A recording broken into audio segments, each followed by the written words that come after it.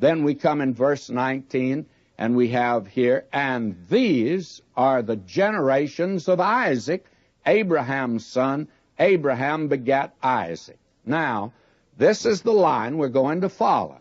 And you will find this in the first chapter of the book of Genesis. Abraham begat Isaac. Isaac begat Jacob. Each one of these had other sons, as we've seen. Abraham had quite a few sons here, but they're not mentioned. That is, the genealogy of these men's not followed at all. Only the genealogy of Isaac is followed. And now we read in verse 20, we're following Isaac from now on.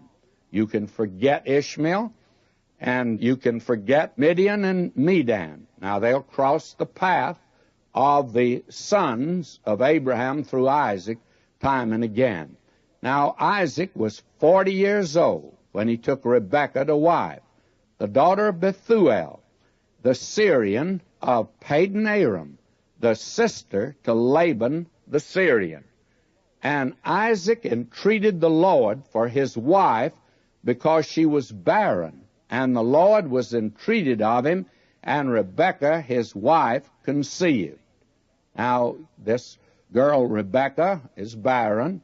Now, Isaac beseeches the Lord, and she now is going to give birth to twins. Verse 22, and the children struggle together within her. And that is a very interesting statement. In fact, it's so interesting that you can follow it right on through the Scripture. This is the struggle. You find that that is the struggle that goes on today in the world. There is a struggle between light and darkness, between good and evil, between the spirit and the flesh. And every child of God knows something of that struggle. It's what's set before us in the 7th of Romans. And the children struggle together within her. And she said, if it be so, why am I thus? And she went to inquire of the Lord. She didn't quite understand. And now, verse 23, and the Lord said unto her, 2 nations are in thy womb, and 2 manner of people shall be separated from thy being, and the one people shall be stronger than the other people, and the elder shall serve the younger. Now, this is the statement that God makes to her. The elder is to serve the younger. Now, she should have believed it, and also her son that was the younger should have believed it, because God says that the elder shall serve the younger. Now, verse 24, and when her days to be delivered were fulfilled, behold, there were twins in her womb.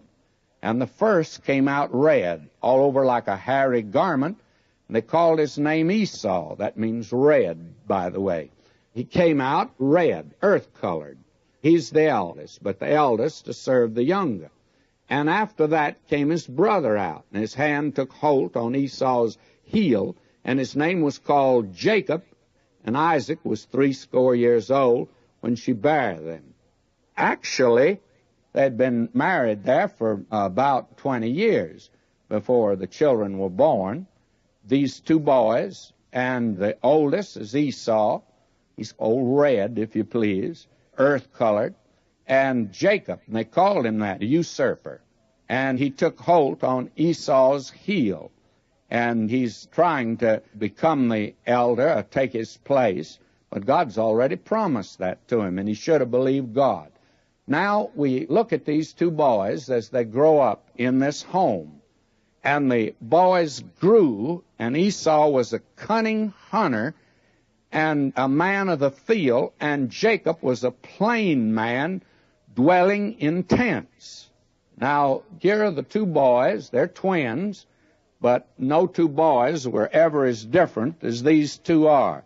They not only struggled in the womb, but they are against each other from here on out. They just absolutely have different viewpoints, a different philosophy of life. Their thinking is different. Their attitude is different. Now, at the very beginning, I must confess that Esau is more attractive than Jacob is. But you see, you can't always judge by the outward sign. You have to judge by what takes place on the inside. Frankly, you need to see that in this